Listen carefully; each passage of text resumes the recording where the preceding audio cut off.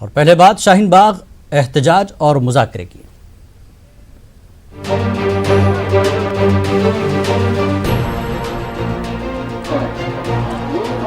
NRC है प्यार, इसे वापिस करवा दो और लिख के दे दो हमें, हम उठ जाएंगे।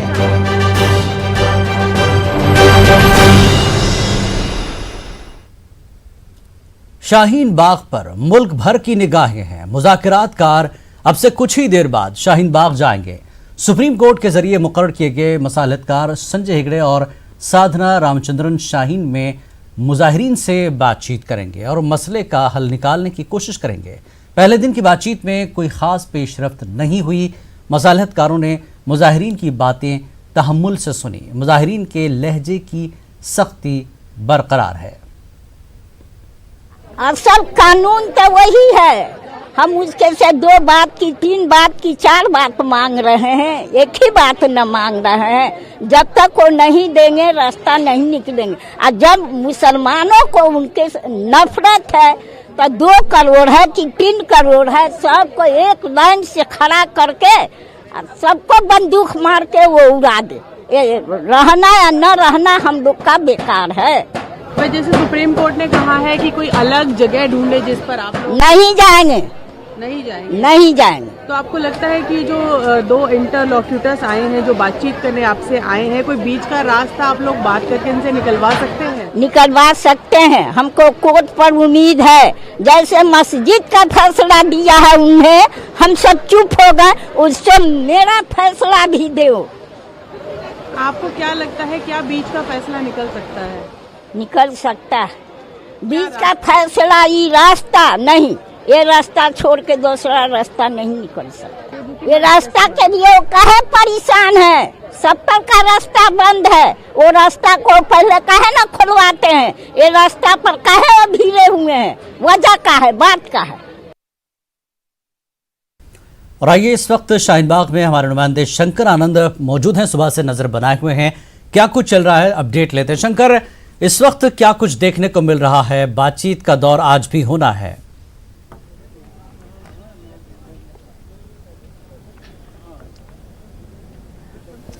देखिए, लगभग 3 बज चुके हैं और थोड़ी देर के बाद जो कोर्ट के द्वारा नियुक्त जो नुमाइंदे हैं बकायदा वो यहाँ पे पहुँचने वाले हैं, जिसमें कि संजय हेगड़े के साथ साथ में जो साधना रामचंद्रन हैं वो साथ में आएंगे। और आने के बाद फिर से आज जो कल जिस नोट पे बकायदा बातचीत छोड़ा गया था, आज फिर उसे वो बातचीत का जो एक दायरा बकायदा वो शुरुआत किया जाएगा।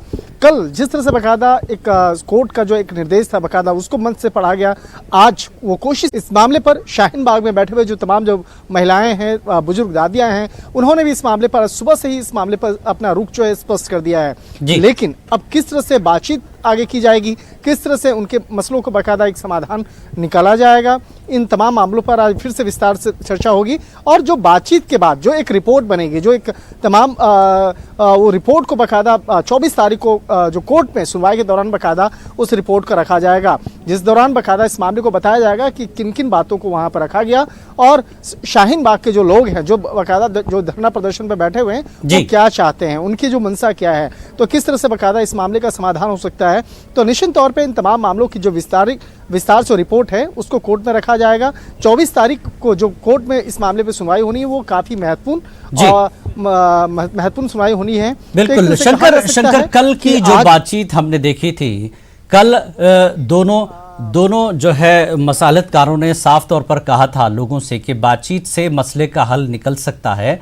जैसे आपके एहतजाज का हक है वैसे दूसरों का भी हक है। यानी इशारतन सीधे सीधे कहा कि जगह की तब्दीली, यानी कोई एहतजाज जरूर कीजिए लेकिन जगह तब्दील कर दी जाए। लेकिन शाहीन बाग में आज सुबह से आप भी हैं, साफ कर दिया शाहीन बाग के लोगों ने कि जगह की तब्दीली नहीं होगी। तो क्या आज की बातचीत में एजेंडे में कुछ और चीजें भी शामिल होगी? अगर जगह की तब्दीली ही पहला मुद्दा है तो फिर बातचीत के मायने कुछ और हो जाएंगे। बातचीत आगे बढ़ेगी या नहीं ये तो अब बातचीत के बाद ही पता चलेगा। लेकिन शाहीन बाग के लोगों का रुख आज देखने को क्या मिला आपका?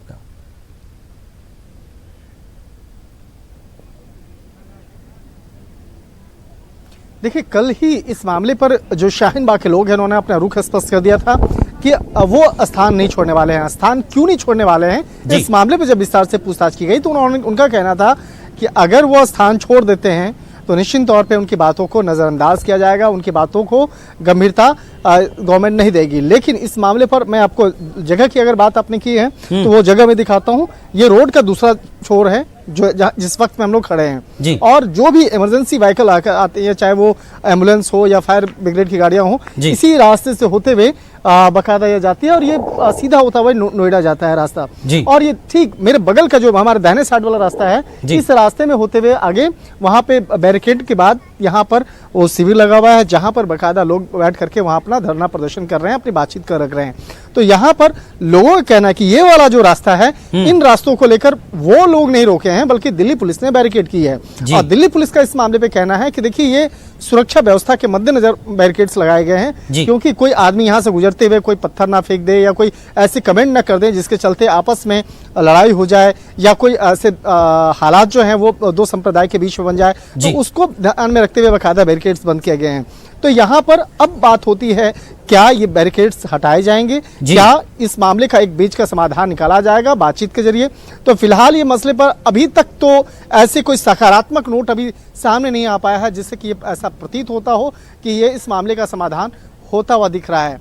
लेकिन फिर भी विश्वास के साथ में आज तमाम जो डेलीगेट्स हैं, जो प्रतिनिधि हैं, वो भी आएंगे और कोशिश करेंगे लोगों से बातचीत करके इस मसले का एक समाधान रखने का। हालांकि यहाँ के जो आम लोग हैं वो लोग भी उनका इस्तकबाल कर रहे हैं, उनका भी एक अच्छे तरीके से बाकायदा बातचीत के तरीके से बातचीत करने के लिए उनका इस्तेमाल करते हुए बाकायदा मंच पे उनको स्थान दे रहे हैं और कह रहे हैं कि सुप्रीम कोर्ट के द्वारा जो नियुक्त प्रतिनिधि हैं, जो उनसे भी हम लोग बातचीत कर रहे हैं, लेकिन यहाँ पर इस मामले का न्याय जो है बाकायदा उन्हें मिलना चाहिए और इस मामले का एक समाधान चाहिए। तो देखना लाजमी होगा आज की जो बातचीत है वो कितना होते हैं, कितनी बातचीत होती है और किन किन मुद्दों पे। शंकर, ये तो इलाके में बैठे इन एहतजाजियों का मुतालबा है, लेकिन अगर हम दूसरा पहलू भी देखें, इलाके में जो कारोबारी लोग हैं, बात हो रही थी कि ठीक है रास्ता एक साइड खुला है, आवाजाही हो सकती है, लेकिन कारोबार भी पिछले 60 से ज्यादा दिनों से बंद है उस सड़क पर। तो यही कहना है कि कारोबारी लोगों का नुकसान हो रहा है। तो इलाके के कारोबारी लोगों का रुख क्या लग रहा है? क्या वो भी शाहीन बाग के मुद्दे पर शामिल हैं या वो इस मसले का हल चाहते हैं कि एहतजाज भी हो और इलाका भी एक तरह से खुल जाए?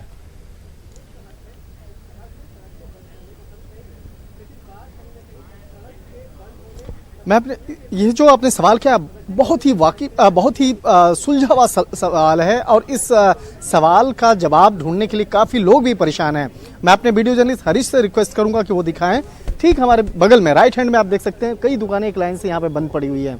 ये बड़े बड़े जो ब्रांड के जो शोरूम हैं वो आप यहाँ पे देख सकते हैं जो बाकायदा बंद है। तो जिस तरह से यहाँ पर लोग भी जो बाकायदा चाहते हैं कि जो यहाँ के स्थानीय लोग हैं, जो कारोबारी हैं, वो चाहते हैं कि इस मसले का जल्द से जल्द समाधान हो, क्योंकि कारोबार जो होता है, जो यहाँ के लोग हैं, जो इलाके में रहने वाले लोग हैं, उनका हर रोज का एक कमाने का है, मैंने एक तरह से एक आम बोलचाल की भाषा में अगर कहें तो रोज कमाना और रोज खाने वाली जो स्थिति है वो है। लेकिन जो मसला है, ये मसला काफी महत्वपूर्ण है और इस धर्म के लोगों को भी बाकायदा, जो मुस्लिम धर्म से लोग जुड़े हुए लोग हैं, उनका कहना है कि हमारे धर्म से भी जुड़ा हुआ मसला है, इसलिए हम लोग विरोध प्रदर्शन भी कर रहे हैं।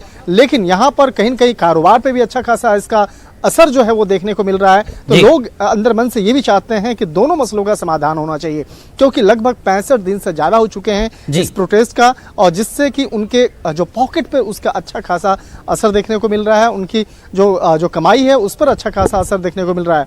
इस इलाके की बात करें, एक जो शोरूम है, शोरूम के जो महीने का जो एक किराया है वो 5 लाख, 7 लाख, 10 लाख ऐसे सिर्फ किराया है जो देना पड़ेगा। तो एक कहीं यहाँ पर हो सकता है कि आपस में बैठ करके बातचीत करके किराए के मसले पर कुछ बातचीत जो बनी है, अभी तक जो बातचीत बनी है कि 50% आपको माफ किया जा रहा है। फिर भी सोचा जा सकता है कि दुकान बंद है, लेकिन आपको अगर 2.5 लाख रुपया देना पड़ जा रहा है, बिल्कुल तो बहुत बड़ा एक चोट सा एक लोगों के लिए। लेकिन अब इस मामले पर इसीलिए आम लोग भी बाकायदा चाह रहे हैं कि इस मामले का जल्द से जल्द एक समाधान होना चाहिए। बिल्कुल शंकर, कल बातचीत में एक पहली शर्त ये रखी गई थी, चाहे वो हेगड़े जी हो, रामचंद्रन हो, कि वो मीडिया के सामने बातचीत नहीं करेंगे। तो शाहीन बाग के लोगों ने कल साफ कर दिया था कि जो भी आपको बात करनी है वो मीडिया के सामने ही करनी होगी। तो क्या आज मीडिया के सामने बात करेंगे शाहीन बाग के लोग? अगर वही शर्त है तो फिर टकराव हो सकता है इस शर्त को लेकर।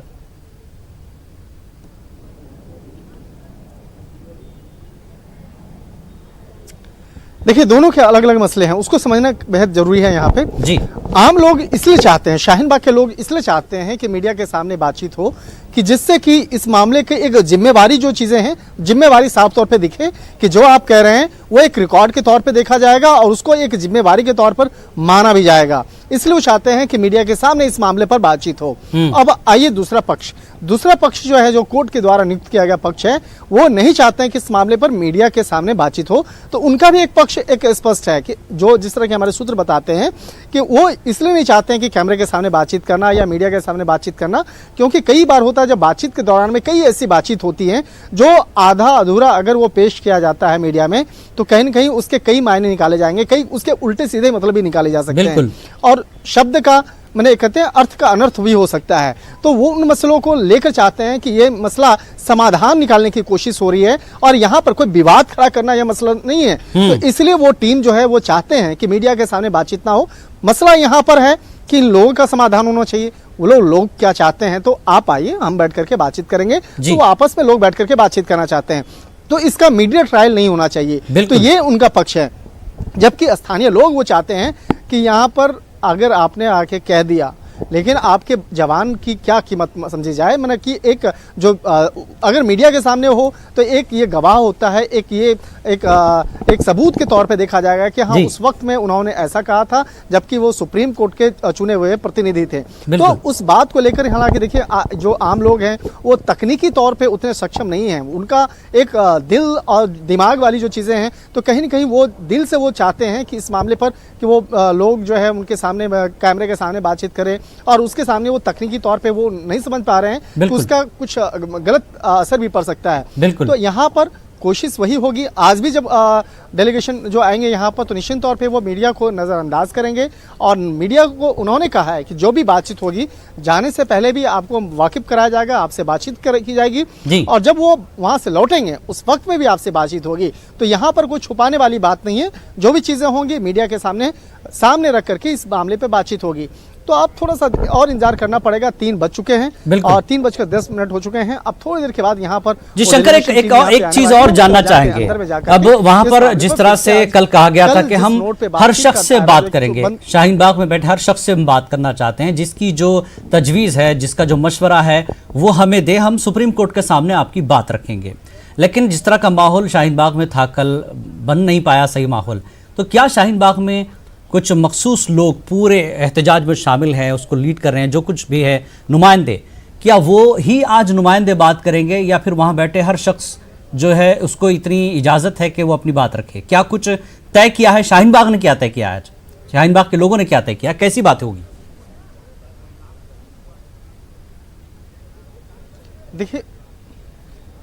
देखिए इतना तो स्पष्ट है, किसी भी मसले का, चाहे ये शाहीन बाग का मसला हो या कोई बड़ा मसला हो, कभी भी इस तरीके से उसका समाधान नहीं निकाला जा सकता है कि तमाम लोग चाहे सामने आए और वो अपनी अपनी बात करें। ऐसा नहीं हो सकता है। समाधान निकालने के लिए आपसी एक सहमति आपको बनानी पड़ेगी और आपको अपने लोगों के बीच से ही 5 लोग 10 लोग को चुनना पड़ेगा जो आपकी बातों को वहां पे मुनासिब तरीके से कायदे से रख सके। तो ये कायदे से एक तरीका होता है, क्योंकि अगर आप पूरे आवाम की बात करें, तमाम लोगों की बात करें, अगर 5000 10,000 लोग में निश्चित तौर पे वहां पे सबको आप खुश नहीं कर सकते हैं। चाहे किसी भी कोई भी मसला हो, चाहे शाहीन बाग का मसला हो या कोई भी किसी भी तरह का मसला हो, तो आप आसानी से उस मसले का समाधान ऐसे खुले मंच पे नहीं कर सकते हैं।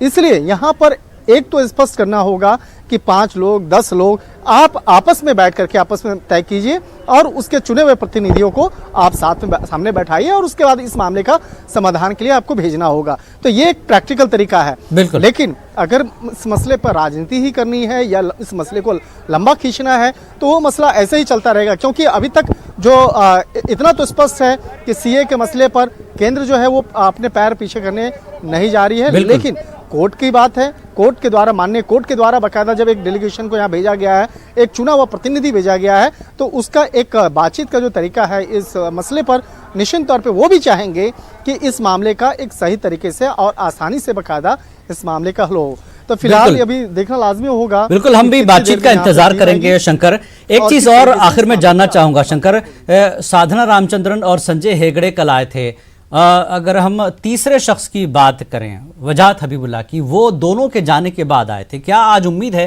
उन्होंने कहा था कि सरकारी तौर पर हुक्मनामा नहीं मिला, ऐसी बात आई थी, तो क्या आज वजाहत हबीबुल्लाह भी होंगे, ऐसी कोई जानकारी?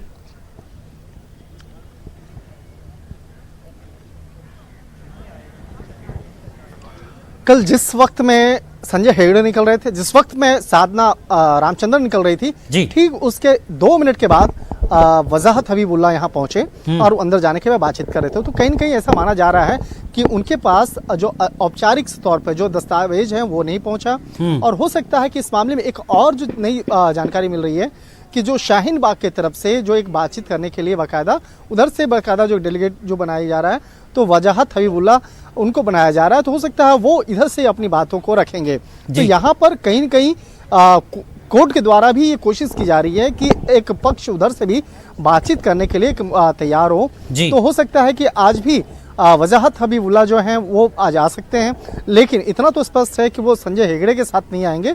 संजय हेगड़े साधना रामचंद्रन के साथ आएंगे और उसके बाद आने के बाद पहले बातचीत करेंगे, उसके बाद फिर हो सकता है कि वजाहत हबीबुल्लाह जो है वो बाद में आए, फिर वो जाके अपने डेलीगेशन से बाकायदा वो अपने तमाम लोगों से बातचीत करेंगे।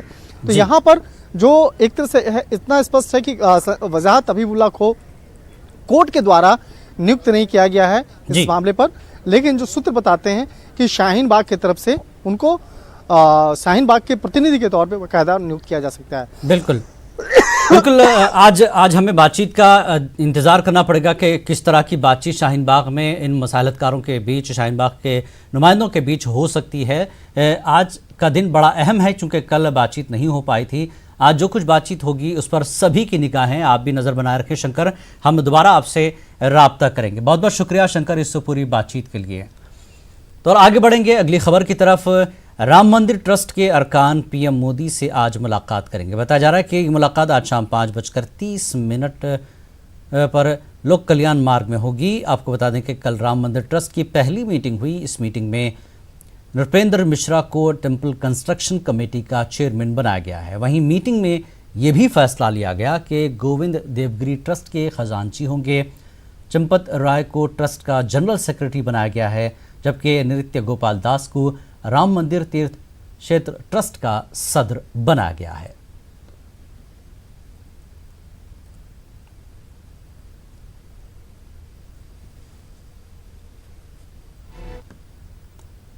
और एनसीपी लीडर शरद पवार का कहना है कि राम मंदिर ट्रस्ट की तर्ज पर मस्जिद के लिए भी ट्रस्ट कायम किया जाना चाहिए। लखनऊ में पार्टी के एक प्रोग्राम से खिताब के दौरान शरद पवार ने दरियाफ्त किया कि अगर मंदिर के लिए ट्रस्ट बनाया जा सकता है तो मस्जिद के लिए क्यों नहीं। शरद पवार ने बीजेपी हुकूमत पर असल मसाइल को नज़रअंदाज करने और समाज को मजहब की बुनियाद पर तकसीम करने का इल्ज़ाम भी लगाया है।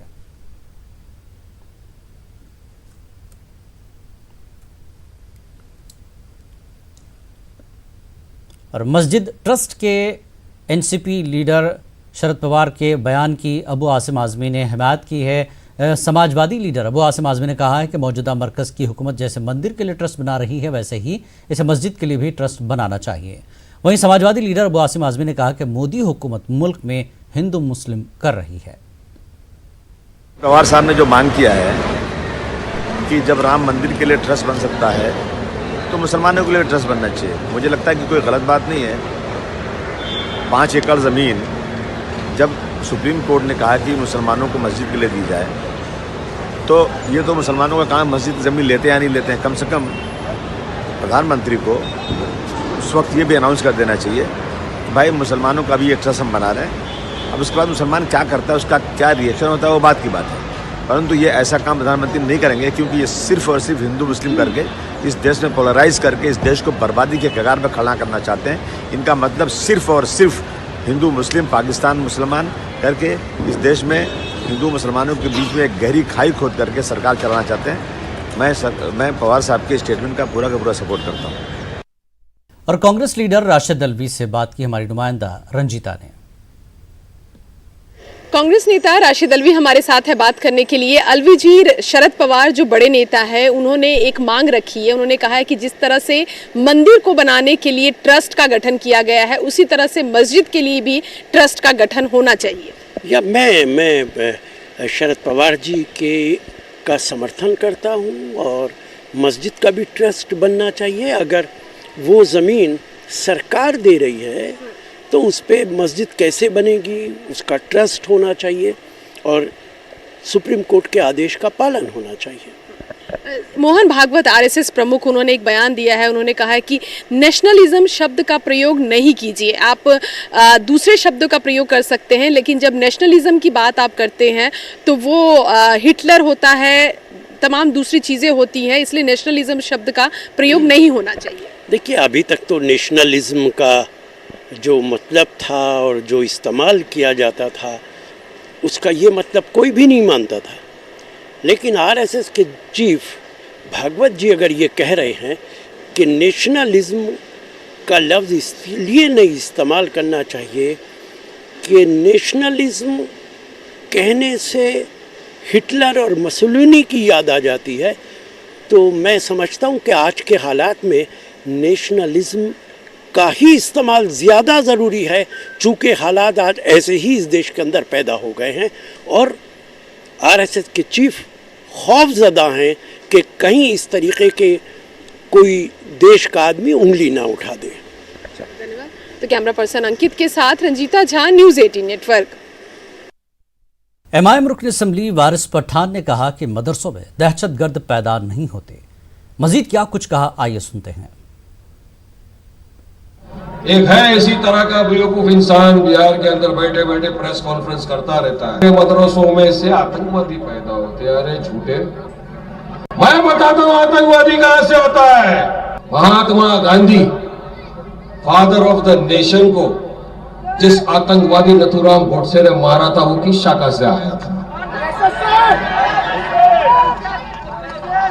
गुजरात में हमारी मां बहनों की इज्जत टूटी गई, बच्चों को मारा गया, और जिन्होंने मारा था वो किस शाखा से आते थे?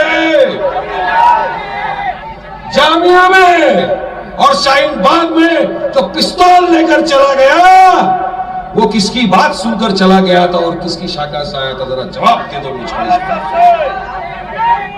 इनके पास अगर अल्फाज है तो हमारे पास भी वो जुबान है जो उनको मुंह तोड़ जवाब दे सके। इंडिया गेट मैदान पर हुनर हाट चल रहा है। हुनर हाट में मुल्क की मुख्तलिफ रियासतों से आए लोगों ने स्टॉल लगाए हैं। हुनर हाट में दस्तकारी और मुख्तलिफ किस्म की चीज़ें मौजूद हैं। मरकजी वजीर मुख्तार अब्बास नकवी से हमारे नुमाइंदे विनीत ने हुनर हाट से मुताल्लिक बातचीत की, आइए देखते हैं। केंद्रीय मंत्री मुख्तार अब्बास नकवी, उनसे हम बात करते हैं। सर, जिस तरह से हुनर हाट में लोगों की भीड़ आ रही है, कल प्रधानमंत्री नरेंद्र मोदी भी आए थे, सर कैसे, कितना प्रोत्साहन रहता है? देखिए, हुनर हाट जो है वो जो काम 7 दशकों के अंदर होना चाहिए था, बहुत पहले हो जाना चाहिए था, क्योंकि जो दस्तकारी शिल्पकारी है वो मेरे देश की, मेरे हिंदुस्तान की एक विरासत है और एक बहुत ही सुंदर और बहुत ही जानदार और शानदार विरासत है।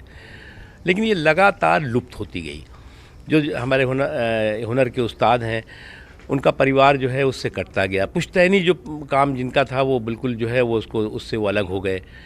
इसके ये 4-5 सालों के अंदर हमने उन हुनर के उन पुश्तैनी जो परिवार थे उनको हमने प्रोत्साहन दिया, उनको एक प्लेटफॉर्म दिया और प्लेटफॉर्म के माध्यम से जो चीज़ें लुप्त हो रही थीं आज वो बहुत गर्व के साथ, बहुत जुनून और जज्बे के साथ उसका स्वदेशी उत्पादन भी कर रहे हैं और उनको जो है वो बहुत बड़े पैमाने पे देश विदेश के ऑर्डर भी मिल रहे हैं, उनकी बिक्री भी हो रही है और उनको जो है कहीं ना कहीं जो है एक बार फिर उनकी जो ये शानदार विरासत थी उस शानदार विरासत को जानदार बनाने का मौका मिला। कैप्टन मुनमुन सिंह के साथ विनीत कुमार, न्यूज़ 18 दिल्ली। और महाराष्ट्र के साबिक वज़ीर आला देवेंद्र फडणवीस को इंतखाबी हलफनामे से जुड़े केस में जमानत मिल गई है। नागपुर की अदालत ने 15,000 रुपए की ज़ाती मुचलके पर साबिक वज़ीर आला देवेंद्र फडणवीस को जमानत दे दी है। अदालत ने देवेंद्र फडणवीस को ज़रूरत पड़ने पर हाजिर होने की हिदायत भी दी है। देवेंद्र फडणवीस पर हलफनामे में 2 फौजदारी मामलों का जिक्र न करने का इल्ज़ाम है। इस केस की अगली समाअत 30 मार्च को होगी। कोर्ट ने इलेक्शन एफिडेविट के मैटर में समन किया था। मैं कोर्ट में हाजिर हुआ। पीआर बॉन्ड पर मुझे अगली तारीख कोर्ट ने दी है और मेरा जो अर्जा है उसको स्वीकृत किया है पीआर बॉन्ड का। मूल रूप से करीब 93 से 98 के बीच की ये 2 केसेस थी कि जिस समय एक झुग्गी झोपड़ी को बचाने के लिए हमने आंदोलन किया था और उस आंदोलन में 2 प्राइवेट केसेस मेरे ऊपर डाली थी और वो 2 केसेस सेटल भी हुई। अभी वो 2 केसेस मेरे ऊपर नहीं है, लेकिन 2014 के मेरे एफिडेविट में ये 2 केसेस का मेंशन नहीं है। ऐसी मेरे ऊपर केस डाली गई। मैं लोअर कोर्ट में जीता, मैं हाई कोर्ट में जीता, लेकिन सुप्रीम कोर्ट ने वापस उस केस को सीजेएम कोर्ट में भेजा है और इसलिए मैं आज वहाँ पर हाजिर हुआ था। और मेरा विश्वास है कि इस केस में चूंकि जो 125 सेक्शन है उसके तहत चुनाव पर असर हो, इस प्रकार से कोई चीज़ छुपाने का यह सेक्शन है। और मैं ऐसा मानता हूं कि मेरे ऊपर आज तक जो भी केसेस हुई ये सारी आंदोलनों में हुई केसेस है, कोई भी प्राइवेट केस नहीं है। आंदोलनों के कारण ही, लोगों के लिए ही ये सारी केसेस हुई है, इसलिए उसको छुपाने का कोई कारण भी नहीं है। जब मैंने बाकी सारी केसेस उस समय बताई थी तो ये केस भी छुपाने का कोई कारण नहीं था। मेरे वकील ने जो एफिडेविट तैयार किया और ये सारी चीज़ें हम कोर्ट के सामने रखेंगे और मेरा विश्वास है कि कोर्ट हमको न्याय देगा। न्यायपालिका पर मेरा पूरा विश्वास है। अमेरिकी सदर डोनाल्ड ट्रंप के हिंदुस्तान दौरे की तैयारियां जोरों पर चल रही है। रोड शो और मोटेरा स्टेडियम में तैयारियां आखिरी मराहिल में हैं। इस बीच डोनाल्ड ट्रंप की सलामती के हवाले से भी सिक्योरिटी एजेंसियां कोई कसर उठा नहीं रखना चाहती। फौज, यूएस सीक्रेट सर्विस और गुजरात पुलिस सलामती के ताल्लुक से लगातार मीटिंग कर रही है। गुजरात पुलिस के 25,000 जवान और एनएसजी के जवान ट्रंप की सिक्योरिटी पर तैनात रहेंगे।